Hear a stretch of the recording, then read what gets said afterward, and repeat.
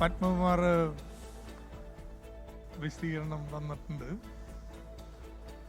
അദ്ദേഹം ഒരു തെറ്റും ചെയ്തിട്ടില്ല എന്നുള്ള നിലപാട് സ്വീകരിക്കുന്നത്. ചോദിച്ചതിനുള്ള മറുപടികളുണ്ട്. അത് പാർട്ടി കമ്മിറ്റി വിശദമായിട്ട് പരിശോധിക്കും.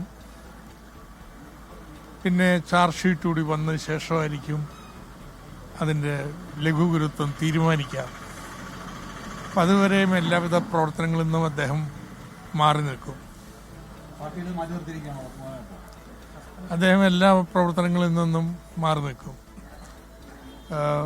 പാർട്ടി ചാർജ് ഷീറ്റ് കൂടി വന്നു കഴിഞ്ഞാൽ തീരുമാനമെടുക്കും.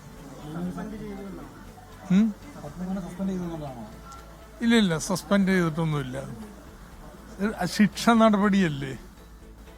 ശിക്ഷാ നടപടിയിൽ എന്താണ് അദ്ദേഹം ചെയ്ത തെറ്റ് എന്നുള്ളത് ചാർജ് ഷീറ്റ് വരുമ്പോഴേ വ്യക്തമാവൂ.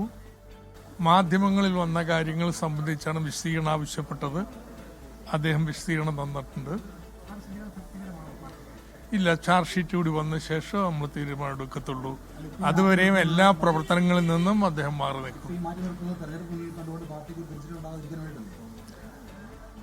പാർട്ടി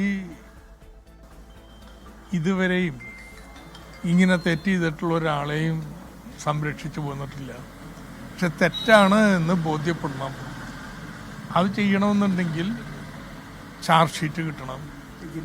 അതുവരെയും അദ്ദേഹം പാർട്ടിയുടെ എല്ലാ പ്രവർത്തനങ്ങളിൽ നിന്നും മാറി നിൽക്കും. ആ പ്രവർത്തനങ്ങളിൽ നിന്നെല്ലാം മാറ്റി നിർത്തും. തദ്ദേശ തെരഞ്ഞെടുപ്പിലേറ്റ തിരിച്ചടിയാണ് ഇപ്പോൾ ഒരു ഇല്ല. ആ തിരിച്ചടിക്ക് കാരണം ഇതൊന്നുമല്ല. ആറന്മുളയിലെ സ്ഥാനാർത്ഥി പറഞ്ഞു എന്റെ പ്രവർത്തനങ്ങളൊന്നും ഇദ്ദേഹം വേണ്ടാന്ന്.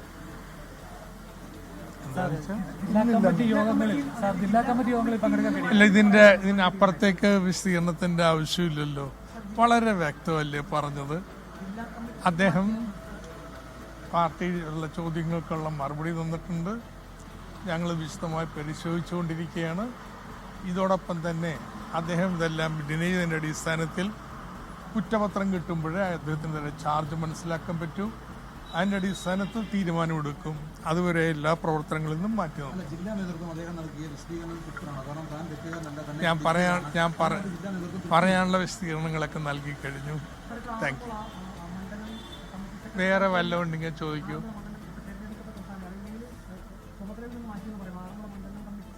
എല്ലാവിധ ചുമതലകളിൽ നിന്നും മാറി നിൽക്കുകയാണ് ചെയ്യുക.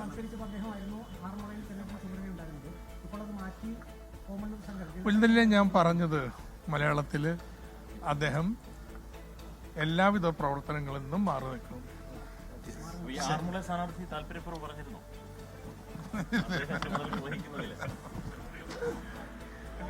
നമ്മുടെ കാര്യങ്ങളൊന്ന് പറഞ്ഞേക്ക്. മണ്ഡലത്തിൽ അത് ഇന്നലെ പറഞ്ഞു.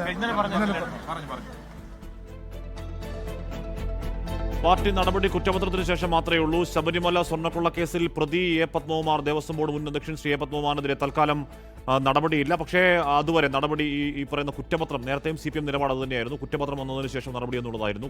ചാർജ് ഷീറ്റ് വരുന്നതുവരെ പാർട്ടിയുടെ സംഘടനാ പ്രവർത്തനങ്ങളിൽ നിന്നും മാറ്റി നിർത്തി അല്ലെങ്കിൽ മാറി നിൽക്കും എ പത്മകുമാർ എന്നുള്ളതാണ്. പക്ഷേ അത് ശിക്ഷാ നടപടിയല്ല. ശിക്ഷാ നടപടി എന്താണെന്ന് അറിയണമെന്നുണ്ടെങ്കിൽ അത് കുറ്റപത്രം വന്നതിന് ശേഷം മാത്രമേ ലഘുഗുരുത്വം, ഈ പറയുന്ന എന്താണ് എ പത്മകുമാർ ചെയ്ത കുറ്റത്തിന്റെ ഗ്രാവിറ്റി അറിയണമെങ്കിൽ കുറ്റപത്രം വരണം.